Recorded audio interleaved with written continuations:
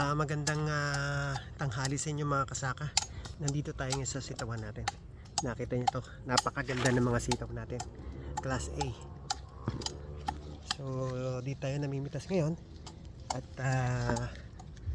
ayan, kung gusto niyo matikman, iniimbitahan ko kayo dito sa aming munting taniman. Ayan ating mga kasama at mga nag-harvest. Kasamang Clarissa, anong masasabi mo sa ating sitawan?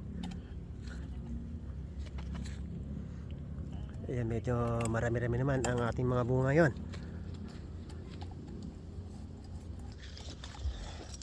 Ayan mga kasaka,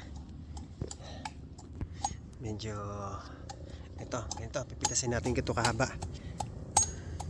Maganda ang kanyang binunga. At mamaya kukuha tayo ng mga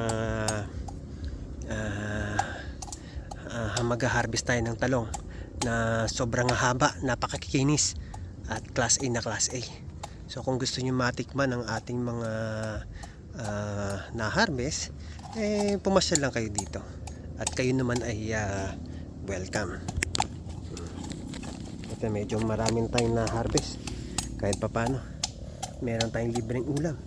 At nasusobra pwede nating maibenta at ng murang halaga lang, at para naman tayong makatulong sa ating mga kapitbahay at mga kababayan na gusto makabili ng murang gulay.